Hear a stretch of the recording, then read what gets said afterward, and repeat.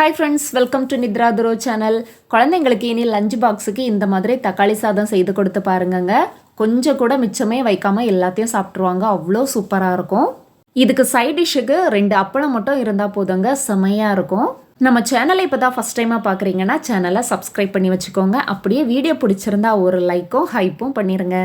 Stove on பண்ணிவிட்டு பாத்திரத்தில் 2 table spoon தேங்காய் எண்ணெய் சேர்த்துக்கிறேங்க. அதோடவே 1 டேபிள் ஸ்பூன் நெய் சேர்த்துக்கலாம். எண்ணெய் சூடானதும் அதோட பட்டை, கிராம்பு, பிரிஞ்சி எல்லாம் சேர்த்து பொரிய விட்டுக்கலாங்க. இதோடவே மீடியம் சைஸ் பல்லாரியில் ஒரு பல்லாரி கட் பண்ணி சேர்த்துக்கலாங்க.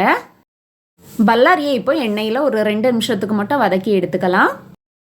இதோடவே 2 பச்சை மிளகா, பெரிய துண்டில் ஒரு துண்டு இஞ்சி, 10 பல் பூண்டு இவ்வளோத்தையும் இடிச்சிட்டு இதோட சேர்த்துக்கலாம்.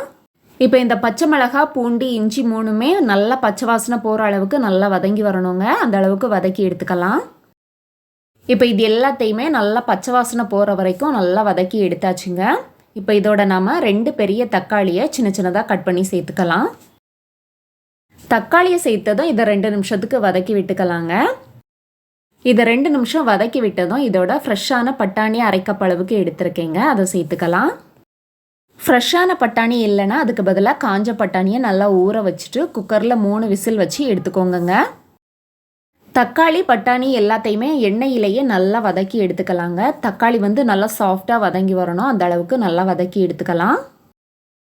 தக்காளி இப்போ நல்லா சாஃப்டாக வதங்கி வந்துடுச்சுங்க. இதோட 1/4 டீஸ்பூன் மஞ்சள் தூள், 1/2 டீஸ்பூன் மிளகாய் தூள் சேர்த்துக்கலாம். ஏற்கனவே காரத்துக்காக 2 பச்சை மிளகாய் சேர்த்துருக்கோம், அதனால நான் மிளகாய் தூள் 1/2 டீஸ்பூன் அளவுக்கு தான் சேர்த்துருக்கேன். உங்களுக்கு எந்த அளவுக்கு காரம் தேவையோ அந்த அளவுக்கு சேர்த்துக்கோங்க. இப்போ மிக்சி ஜாரில் ஒரு பெரிய தக்காளியை அரைச்சிட்டு இதோட சேர்த்துக்கலாங்க.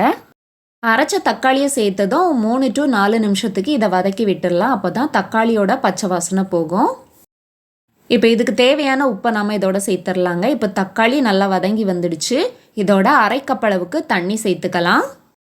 கூடவே 1 கையளவுக்கு புதினாவும் மல்லி இலையும் சேர்த்துக்கலாங்க. இப்போ இது எல்லாத்தையுமே நல்லா மிக்ஸ் பண்ணி விட்டுடலாங்க. எல்லாத்தையுமே நல்லா மிக்ஸ் பண்ணி விட்டதும் தீயை லோ ஃப்ளேமில் வச்சுக்கோங்க. வச்சுட்டு இதில் இருக்கிற தண்ணி எல்லாமே நல்லா வற்றி வரணும். இந்த அளவுக்கு தண்ணி நல்லா வற்றி வந்ததும் இதோட நாம் வடித்து வச்சுருக்கிற சாதத்தை சேர்த்துக்கலாங்க. நான் ஒரு பவுல் ஃபுல்லாக சாதம் எடுத்துருக்கேங்க. சாதம் இந்த மாதிரி நல்லா உதிரியாக இருக்கணும், அந்த மாதிரி வடித்து எடுத்துக்கோங்க. சாதத்தை சேர்த்ததும் எல்லாத்தையும் நல்லா மிக்ஸ் பண்ணி எடுத்துக்கலாங்க. சூப்பரான தக்காளி சாதம் ரெடி. கண்டிப்பாக வீட்டில் ட்ரை பண்ணி பாருங்கள், செமையாக இருக்குங்க. வீடியோ பிடிச்சிருந்தா லைக் பண்ணுங்கள், ஷேர் பண்ணுங்கள். தேங்க்ஸ் ஃபார் வாட்சிங்.